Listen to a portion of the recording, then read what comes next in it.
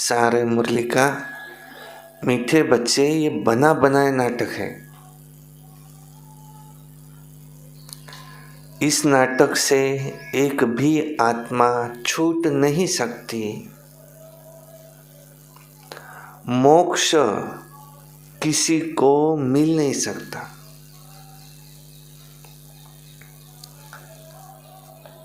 माना वो permanent part से छूट जाए, ऐसे नहीं हो सकता। जो ये कहते हैं मोक्ष मिले, उनको कौन सा ज्ञान नहीं है?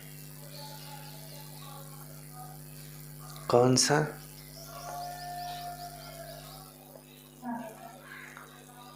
उनको चक्र का ज्ञान नहीं है कि 5000 वर्ष हूबहू रिपीट होते हैं। जो मुरली आज हम सुन रहे हैं, यही मुरली हमने आज से 5000 वर्ष पहले सुनी थी। सभी मठ पंथ वाले ये किस बात की कोशिश करते हैं? हमें क्या मिल जाए? मोक्ष।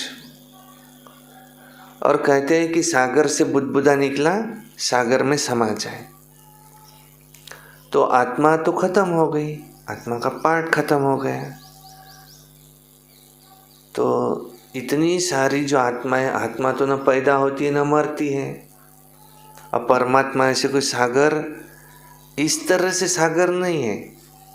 वो सुख शांति प्रेम पवित्रता आनंद ज्ञान शक्ति के सागर है, परंतु रूप में तो ज्योतिर्बिंदु है। और परम धाम में आत्माएं कैसी रहती, ये भी ज्ञान उनको नहीं है। कल्प वृक्ष का ज्ञान न होने के कारण, सृष्टि चक्र का ज्ञान न होने के कारण, फिर उन्हों के सामने एम ऑब्जेक्ट एक ही दिखता है। कौन सा? कि हम इस चक्र से छूट जाए, हमें मोक्ष मिल जाए। परंतु मोक्ष किसी को भी नहीं मिलता। मुक्ति मिलती है, और जीवन मुक्ति मिलती है आधा काल। फिर भी वो इस देवी देवता घराने का होगा तो ही समझेगा, नहीं होगा तो नहीं समझेगा।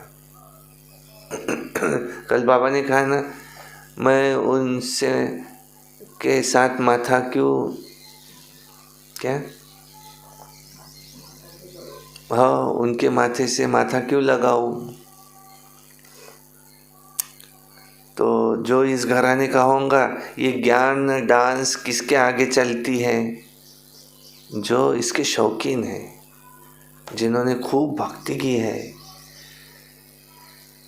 जिन्होंने बहुत शिव बाबा को पुकारा है, वो ज्ञान के प्यासे हैं, जो सर्विस करते हैं, जो याद में रहते हैं, योगी हैं, उनके सामने मैं ये ज्ञान डांस करता हूँ। किसी और से मैं माथा क्यों लगाऊं? वो काम तुम्हारा है, तुम समझाओ औरों को। बाप कहते हैं मनुष्य मनुष्य ही बनता है, जानवर जानवर ही बनता है, मनुष्य कभी जानवर आदि नहीं बनता है। और जो मोक्ष की बात कहते हैं, वो क्या कहते हैं? 84 लाख योनियाँ, उसमें से आत्मा जाती है और फिर मनुष्य जन्म मिलता है। तो दुनिया में ये भी एक अज्ञान है। दुनिया में 3 अज्ञान हुए। एक तो मनुष्य आत्मा 84 लाख योनियाँ लेती है, नहीं, सिर्फ उसके 84 ही जन्म होते। सतयुग में 8, त्रेता में 12, द्वापर में 21, कलयुग में 42, संगम पर 1 हो गए, टोटल 84। वो भी सबके नहीं, जो शुरू में 9 लाख आए थे, सिर्फ उनके। बाबा ने आज तो कहा कि बाबा लोक संख्या कम करने के लिए आते हैं, जनसंख्या कम करना ये किसी मनुष्य का काम नहीं है, ये सिर्फ बाप का ही काम है। अभी ऐसा विनाश होगा जिसमें उथल पुथल में जनसंख्या एकदम कम हो जाएगी। तो ये है पहला अज्ञान। फिर दूसरा अज्ञान है कि परमात्मा कण कण में है। ये भी एक अज्ञान है। कोई ये भी मानते हैं कि वो शांति धाम का निवासी है, परम धाम का निवासी है, और फिर कहाँ कोई कह देते वो कण कण में है। और तीसरा अज्ञान आज कौन सा बताया बाबा ने?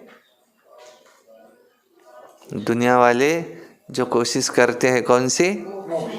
मोक्ष मिले, हमें मोक्ष मिले। इस ड्रामा से कोई भी छूट नहीं सकता।